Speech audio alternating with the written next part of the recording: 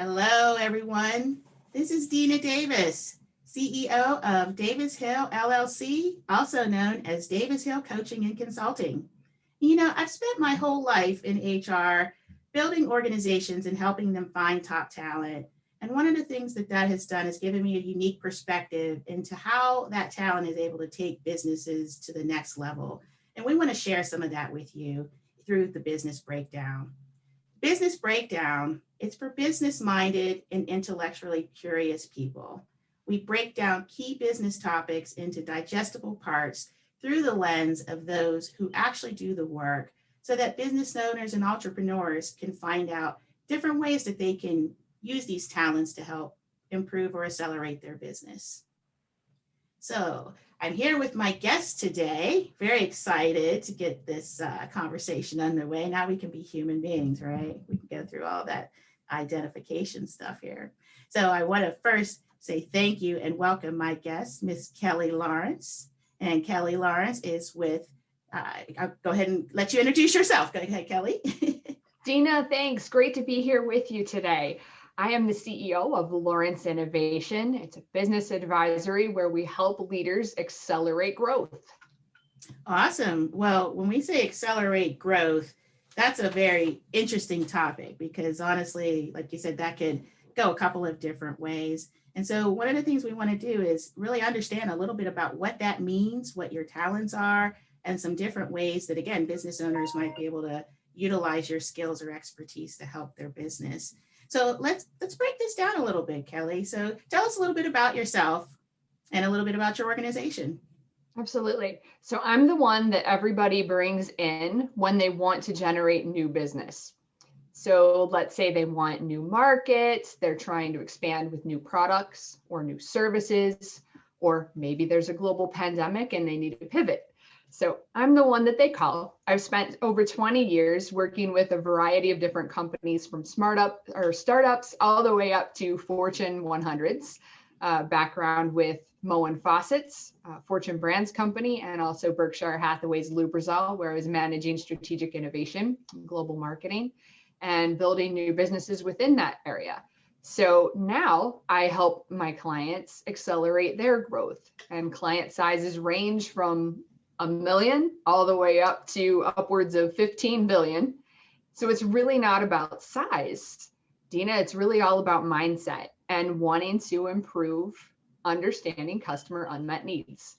Absolutely. And so when we say organic growth, let's break that down from an organizational perspective. What sort of, how does that look in a company when we say organic growth? What kind of people, what kind of skills or talents are typically involved in making sure that we're moving down the right path with our products and services? Absolutely. So there are two types of growth within a company. There's inorganic growth, meaning you're going to buy it. You go and you acquire another business. Organic growth is the growth that you build within based on your products and the services, the offering that you have. So you have a base of business. If you've been in business for a while, right? Unless you're a startup, you've got a base of business, and you typically are going to have marketing communications people that talk about that business.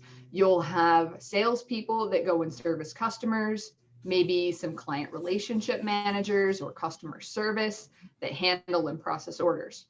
But all that business that you have, it's existing. It's not necessarily the growth platform of your future. So if you look at a market and you say, let's say that you make packaging, and let's say the packaging is growing with GDP and it's growing on an annual basis of 4%. You can say, I'm going to grow faster than the packaging market, and I'm going to grow at 10% next year. But your competitors are likely also saying the same thing. So how are you going to be different than your competitors? Do you have smart people? Of course you do. Do they have smart people? Of course they do. So the only growth we can really control is that upper platform where we say, what are we going to do differently? What are we going to invent so that we can sell the right stuff to our customers to solve problems and grow? Absolutely. And that's an interesting perspective too. So when you talk about inventing, we talk about, and I'll use inventing and innovation. Those two things, people think, well, I don't have anything innovative. I don't have anything inventive. What would you tell someone like that? Everybody can invent, anybody can innovate. And innovation doesn't have to be something like an Einstein kind of level, new, transformative, shift the world kind of thing. Innovation is really about doing something better, helping somebody. So an innovation might be just improving the process at which you take an order and being able to get a product to a customer 2 days faster. Innovation might be developing a new product. It might be the package that that product is contained in to protect it better, so that something that's going on right now, a lot of us are doing more ordering online. How do I protect that product better in that package without using too much packaging? How do I engage my customer and give them a great experience when that brown box arrives? Is there something else that I provide that might help them? Maybe I need to print or tell some of that story on the inside of the box. Maybe I can't go see my family members, but I can make somebody feel really good because now they got a box that's designed for them and makes them feel special, and it's a keepsake. So now it has a dual functionality. So innovation can be all kinds of level of creative, and it can be small all the way to big, impactful things. But it's got to solve an unmet need. It's got to solve a customer problem. Right. And like you said, that unmet need and that customer problem is going to vary depending on your business and your customers. So when you think about innovation, if you see someone doing something and you're not doing it, does that mean you're not innovative? Right. So sometimes you get into that comparison where you're like, oh, wow, all the other consultants are doing this. I should be doing this too. But to your point, there's some ways for us to really start to think about this more strategically to decide what we do. And I think that's important to think about, like you said, the products that go to your customers, but that whole workflow and that whole process of how things get to them. If you have errors or returns or different things like that, like you said, those are all part of that whole thing that you need to evaluate in order to think about your growth. Absolutely. Absolutely. Yeah. And if somebody else is doing it, how are you going to be different because you offer it too? Are you a me too? Or are you offering value that somebody really wants to pay for beyond what's there? Right. Yeah. And so I like that point that you brought about with me too, because for certain things, and there's kind of two perspectives I have on that. So for certain things, it's common for people in that field to produce or do the same types of things. When I go to an accountant, I expect an accountant to do accounting work, right? So there's only but so much, lipstick you can put on that scenario, right? Because we all know what accountants do. However, there's flexibility into different areas of expertise that you may want in your accounting partner that you may not know exist. So I think, again, as we think about that, and we talk about, again, just organic growth, what does that mean? It's me thinking about my business, me thinking about the products and the services that I offer and how I'm going to continue to stay viable. Absolutely. Right. Absolutely. And one of the problems that businesses face is staying open and success. So if you look at business and trying to deliver a new product, 66% of products will fail within a 2-year period. Very much driven by a lack of marketing science. So number one thing that a business needs to have to be sustainable and to grow is cash flow, right? After cash flow, the next thing that businesses will say, this is what caused a project to fail or an innovation to fail or the business itself to close, is a lack of marketing science. So what do we mean by that? It's value proposition. It's having an offer that makes sense to your customer. You're solving a problem, you're delivering an unmet need, and you're doing it better than your competition. So you also have to think about, how are you going to build competitive advantage for that long-term sustainable growth? Mm-hmm. Absolutely. All right, Kelly. Well, we're getting hot and heavy into this whole organic growth topic here. So we're going to take a quick break and pause for some announcements, and we'll come back in just a few. All right, let's get started again. All right, everyone, we're back, and I'm Dena Davis again, CEO of Davis Hill LLC, also known as Davis Hill Coaching and Consulting. And I'm here with my guest today, Miss Kelly Lawrence from Lawrence Innovation. And we're getting hot and heavy into organic growth as far as business and thinking about what that means and how we can take this knowledge and apply this as business owners, regardless of the size of your business. And I think also too, Kelly, if you'd agree with me, regardless of where you're at in your business, whether you're a startup or you're more mature, I think this type of thinking, when we're talking about organic growth, is something that you need to think about at all intervals. Absolutely. Especially when you're starting or you are expanding your business, because you really want to think about, why am I in business? You want to pick something that you're passionate about. You want to pick something that you have the skills to do very well. And you want to pick something where you can really help somebody, right? That's when you have demand and you can scale it. Right, absolutely. And so a lot of times when you're first starting out, you are just kind of taking whatever you can get sometimes. It just depends, everybody's journey is a little different, but you start off on that path and you're like, hey, I am the HR guru, right? And so I'm all things HR, which makes a lot of sense to me as a business owner and someone who's done this my whole life. But how do you then start to translate that vision and that expertise to your clients? And so let's talk a little bit about that, Kelly. Let's talk about, how would a business owner start, again, regardless of where they're at, or you can pick whatever scenario you think is good to help us get some better understanding, but how would a business owner just even start to think about and conceptualize organic growth for their business?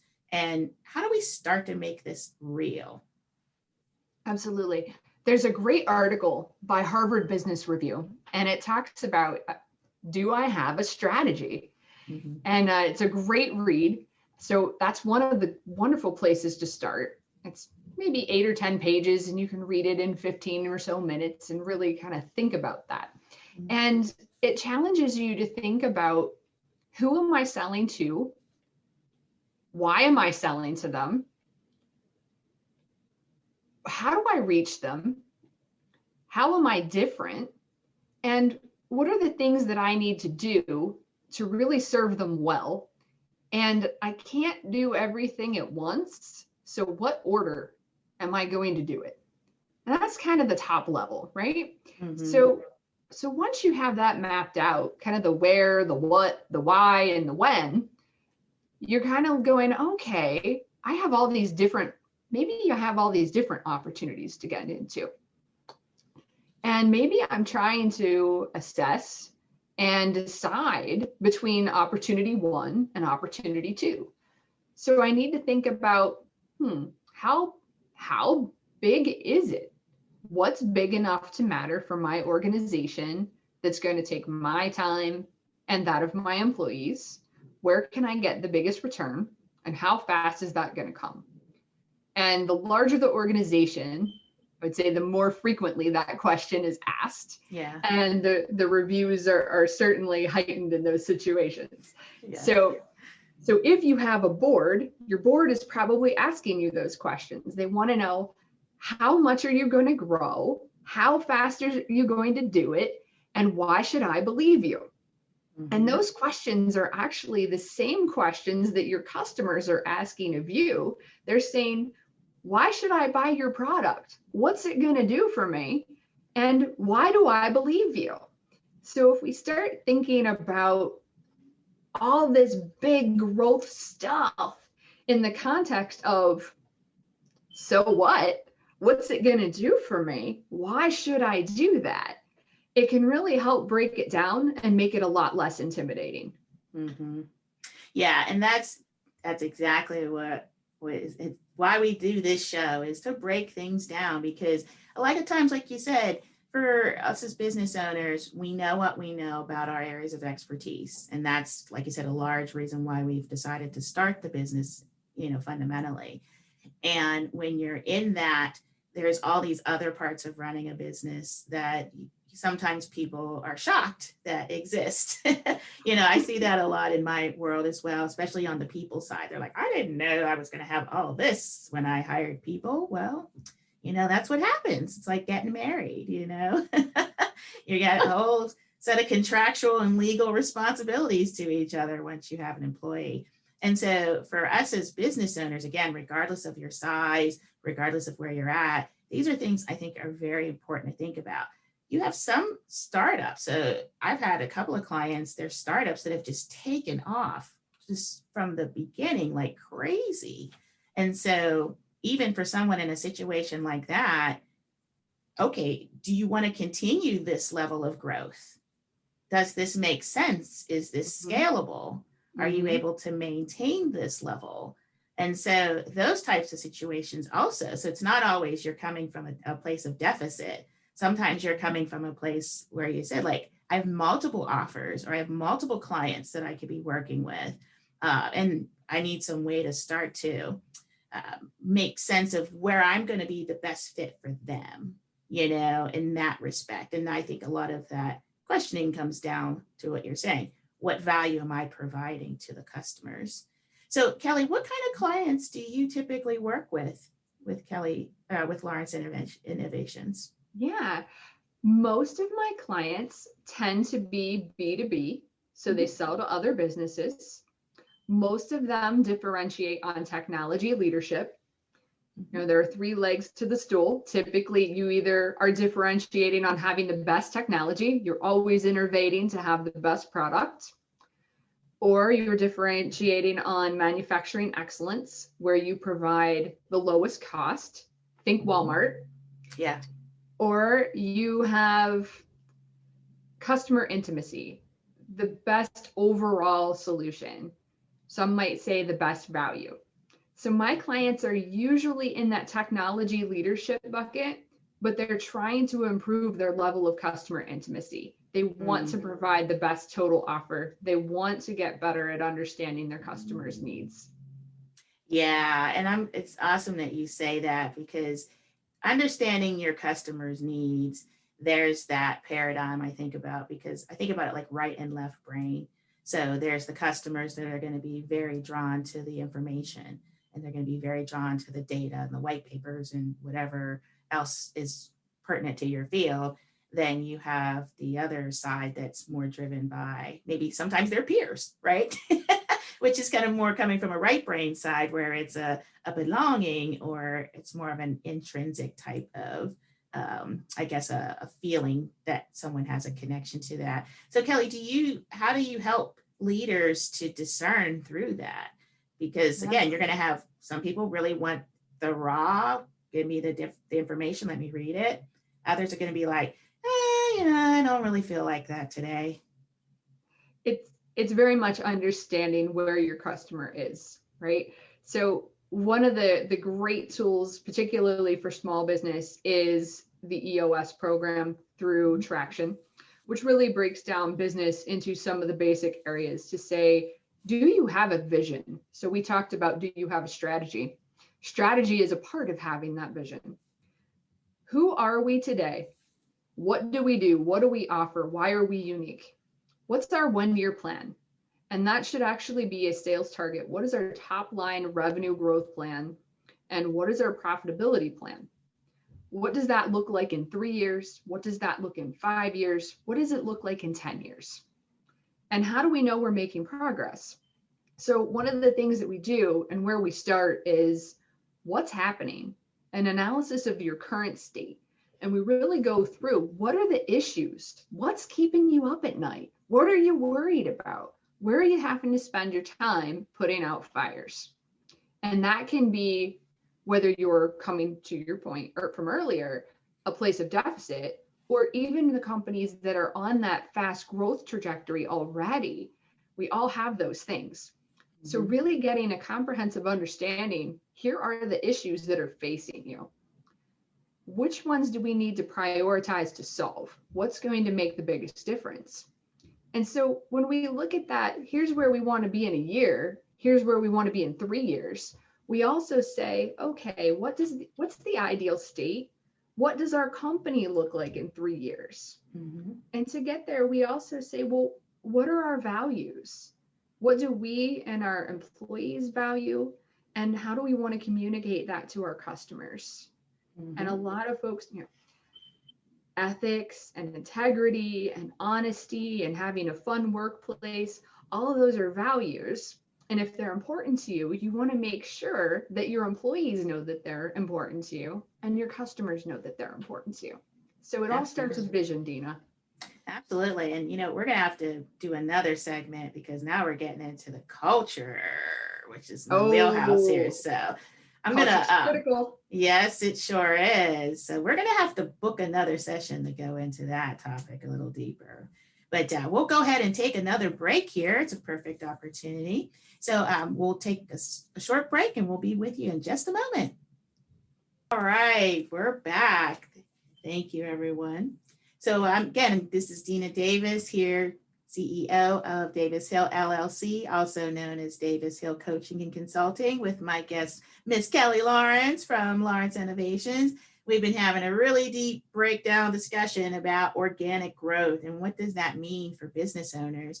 And so let's pick that back up where we left off. Again, we were going to get hot and heavy. I knew that we wanted to keep that going, but we'll start with some tips and recommendations. So one of the things I like to share is in all of our areas of expertise, there are those things we see from our perspective that maybe people that don't do what we do for a living don't see as easily. So it doesn't mean we're, better or less than anyone. It's just a matter of we have a perspective that we're going to come in with. And so what are some of the top 3 things that you see that business owners should pay close attention to or that really come up in your world? And so any tips or recommendations of those items. So Kelly, if you could share that with us, that'd be great. Ooh, top 3. That's a good one. Okay. So the first one I would say, a lot of times they're coming and they say, okay, we know we need to grow. How do we do it differently? And it starts with really having customer conversations, because a lot of times you'll say, okay, so what do your customers want? Who are they? And sometimes we say, everybody. Well, it's never everybody, because if it's everybody, we're just a little too generic and we're probably not getting our message across the way that we want to.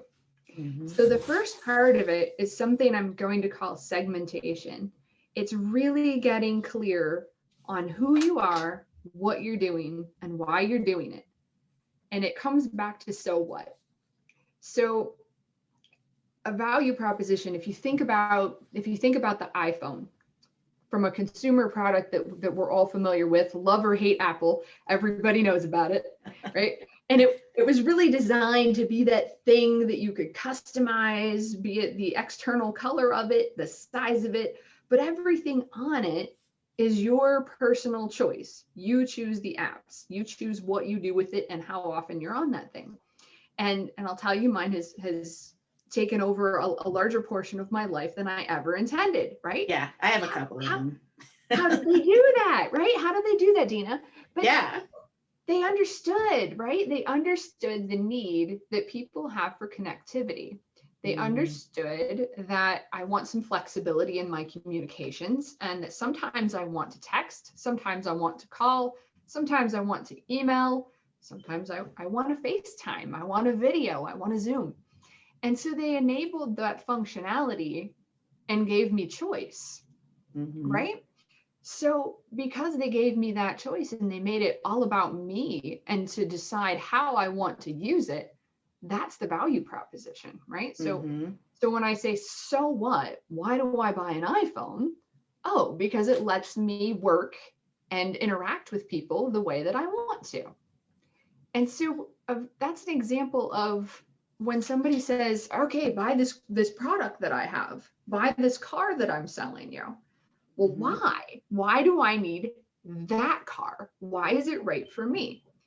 So if I am a single 20-year-old college student, why do I need to buy a minivan? Maybe that's not the right target.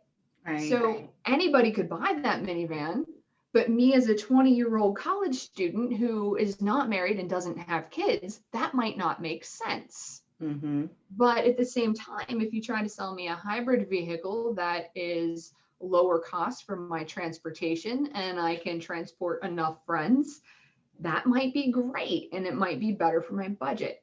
So it's all about targeting your product to deliver on a specific unmet need. And so Mm-hmm. that's where I find folks really kind of hone in the most is we start being too generic with Mm-hmm. how we communicate what we do for other people. Absolutely. So, I think about that, and I love the iPhone example because I think what's also great about the iPhone is we didn't know that we needed and wanted this the way that we have. So, it's one of those things where and actually, I remember years ago on Oprah, she had, I think it was Steve Jobs when he put out, I think it was the first version of the iPad that they were working on. And people were like, well, this is kind of stupid. Like, I have a laptop. I don't need this. What am I going to do with this? I don't, it was, nobody was really, going for the iPad. But within a couple of years of that, it just is when everything took off. And so now you have, again, it does everything for you. It's your alarm clock, it's your new music, it's all these things. But really understanding the customer sometimes is understanding things that they don't even understand about themselves, if that makes sense. So Absolutely. how do you go about helping to coach someone or a business leader in thinking about that component? Because sometimes we have some really great creative ideas of how to package things or how to tell the story, how to put it together, and how do we be able to show that uniqueness, because sometimes they don't even know that they need us. That's a great point. Look for outcomes, Mm-hmm. right? Because if we're looking for our customer to tell us what they need, and Steve Jobs makes a great point. If I had asked customers what they need, they would never have told me that they Right. needed an iPhone, right? Exactly. Goes back to the old example of when Ford invented the car. So before there were cars, if you said, hey, Dena, what do you need? I need a faster horse. Right. Well, why, Dena, do you need a faster horse? Because you want to visit grandma and grandpa faster because it currently takes you 3 hours. So the outcome is it's not that you need a faster horse, it's that you wanted to get to destination B faster than you can do today. So if I think Absolutely. about the outcome and the desired outcome of connectivity, for example, the iPhone, the car in those two examples, those are the solutions. So it's our job as the company and the innovator to come up with the solution. It's the customer's job to communicate with us and our job to ask what those desired outcomes are. Yes, and I love this topic too because I've kind of had these philosophical debates with a few of my colleagues because they'll say, "Well, what do customers want?" I'm like, they don't always know what they want. Meaning, Absolutely. they know what their problem is, they know Mhm. what their pain point is, they know what result that's giving them that they may or may not want, but you are the expert. And so there's that whole point there where they're like, well, we need to survey them and to ask what they want. They're not going to be able to tell you that for certain types of Absolutely. products and certain types of businesses. So, how do we start to then help our customers, meaning starting as us as business owners, to understand that? And I think we need to be clear about that for ourselves. So, like you said, that first thing is really thinking about the segmentation. Who are we truly here for? And I look at it like business is a big swimming pool and there's a bunch of lanes and there's plenty of space for us to swim in these lanes. And it's important to have that understanding of your expertise and how that fits so that you can create the products and services that people value. And another point I just wanted to bring up on that is it makes me think of a client years ago. They were a continuing ed, like a learning institution, and they did continuing ed for people that worked in childcare and early childcare services types of fields. So they have to have a certain amount of education to continue their license. And the business was great. I think for like the first 5 or 6 years, they were able to hire staff and really grow out and have a really good solid team. But then things started to really go downhill very quickly. And it was one of those things where they didn't have a good idea of what was going on around them, because at that point, within that 5 years, the number of providers tripled as far as who could provide this continuing ed credit. And they were completely hit blindsided, so that would be I think a good example of something that you would help a client with, hopefully proactively, before it got to that point. And that's a great point. So it's not just about customer outcomes. Although that's a big part of it. But if you think about design thinking is a term that is thrown around a lot in innovation. But you think about the trends and what's happening in the world around us and how that might impact our customers and how that might change their desired outcomes. So then you're getting to be anticipating the unmet need and what might change. Absolutely. And then you're in a position where you can go and say, Mr. and Ms. Customer, this thing, it's happening. There's a global pandemic and people are working from home. How might this shape the future of work? How might this shape the future of business footprint and the size of building that you need and your technology infrastructure? And so it starts to shape the conversation about something that's actually happening so that you can change. Absolutely. And I think that's the point where, as a business owner, how do we even carve out, or when do we carve out time to have this discussion, either with a professional like you or even with ourselves, right? Like just to fundamentally stop and pause for a minute, because a lot of us still have an active part in doing either some of the work or supervising or managing the work that's involved within our teams. So let's take a break here, and we'll come back in just a moment and continue our conversation with some other tips and suggestions for business owners as it relates to organic growth. All right, everyone, let's go ahead and finish out here for the day. So welcome back once again. This is Dena Davis with Davis Hill LLC, also known as Davis Hill Coaching and Consulting, with my guest, Kelly Lawrence from Lawrence Innovation. And we're going to continue our conversation on organic growth and what that means for business owners. So Kelly, this is our last segment here. So let's think about anything else that we can help business owners to think about as it relates to their organic growth. So we talked about segmentation. It's definitely, that's awesome. And actually we were kind of chatting a little bit about that before we started recording, of just the clarity of thought that it gives you, and just how it gives you that clarity of thought, which also is confidence to continue to move forward. So Kelly, what's another suggestion that you have for business owners as they think about organic growth for their operations? Absolutely. Dena, I'm going to go back to the last thing that you said in our segment before the break. And you said how important it is to carve out time to think about these things.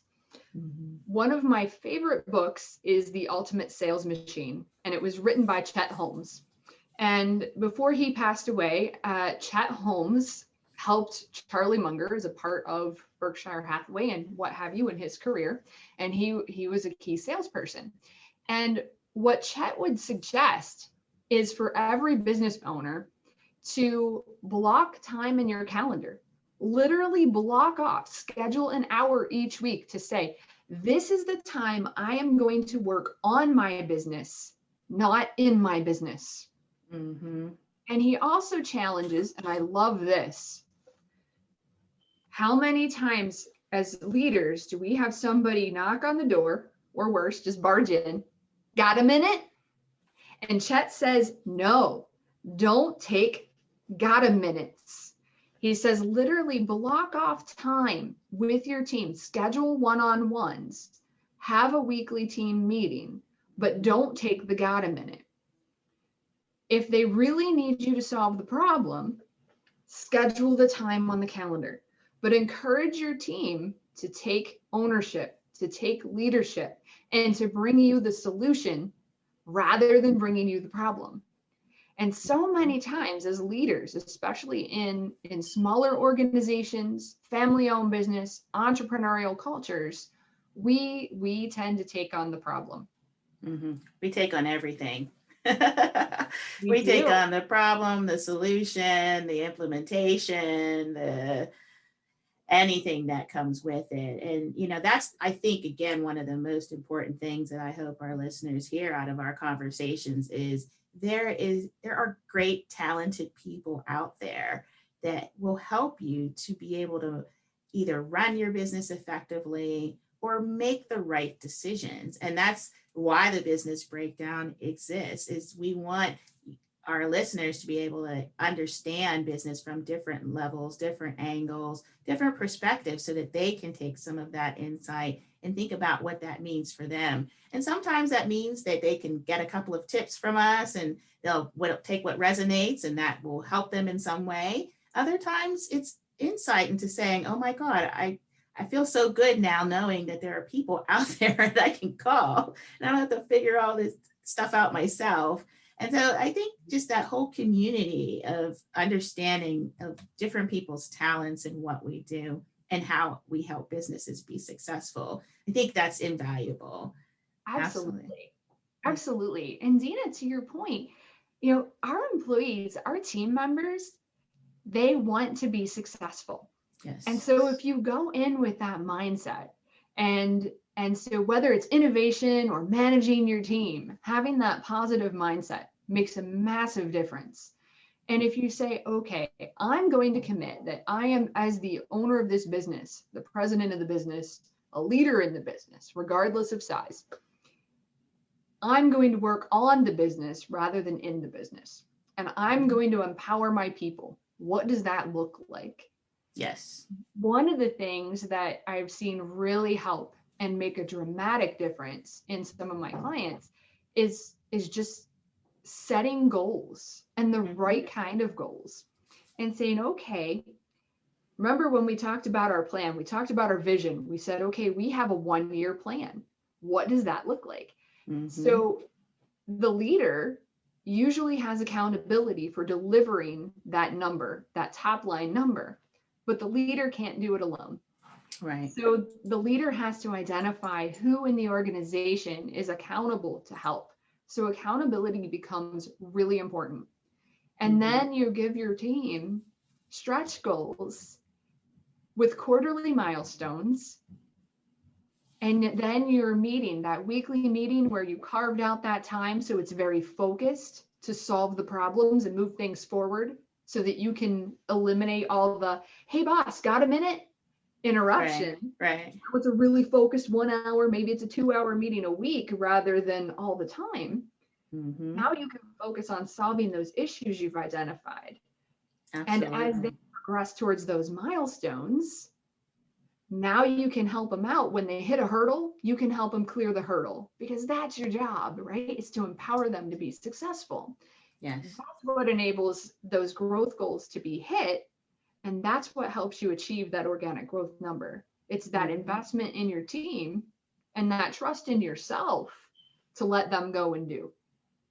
Yeah. And it's so, I love this point, because Kelly and I, by the way, we have all these fabulous conversations, but we'll give you more of that to come. But the thing I really love about what you just said is this: we have to understand as business owners, and I see this a lot, and Kelly and I talk about how a lot of our work has similarities and alignment in different ways, because I'm talking about the culture and the people and the talent, and she's talking about the things that are going to influence largely how their experiences with their work.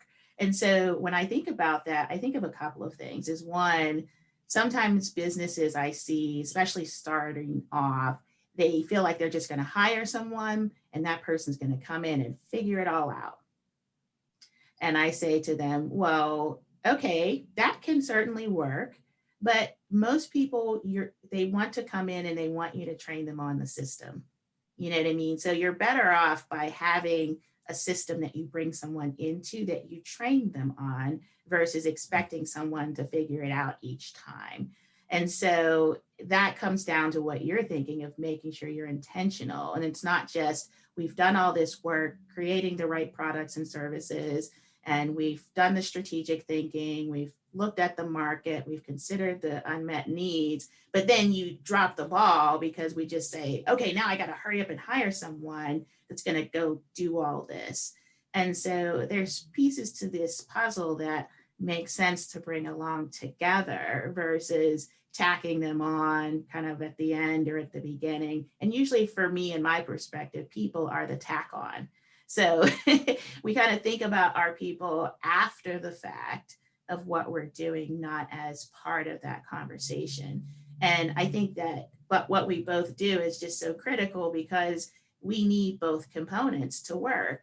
And if I spend all this time and you pay all this money for me to bring you a great Kelly Lawrence in the door, and her environment is a mess and the processes aren't defined and she has no autonomy to try to work through this, and you haven't empowered people to make decisions, that high powered, great talent that I just got you is gone because she has options. And so this whole conversation that we're talking about is huge, I think, for business owners, because you could spend all this time doing these things, but if you're not building the right structure, you're not creating an environment that people can be successful, you will not keep them. And there's no amount of recruiting magic dust that we can throw on your job post to make people want to come work for you. You're right. And if you're doing organic growth the right way, you're listening to customer unmet needs, you're building a positive, supportive environment and culture for your team, people want to stay. People want to be a part of that. They're usually more productive. And guess what? Your ROI on your investment just got maximized. You're now getting a better return on everything that you put in your team. Mm-hmm. And Dena, to your point, one of the things I tell my clients, let's start with what must be true in order for us to be successful. Mm-hmm. And let's bring our cross-functional team in. Let's bring our HR and our accounting, our finance and our production mm-hmm. people and our salespeople and our marketing and our R&D. And let's talk about this big, hairy project we're going after. Whether mm-hmm. we are thinking about investing in capital equipment to manufacture something differently, whether we're thinking about a new business model or going after a new market or inventing a new technology, mm-hmm. what must be true for this thing to be successful? And that lets you start looking at risk. Mm-hmm. And so you start saying, okay, what must be true? What's the likelihood that this thing could happen? And if it's highly likely or it's a big impact and we don't know the answer, that sets the roadmap for the information you need to find out or the right skill set of people that you have to have in place mm-hmm. to make sure that you're successful.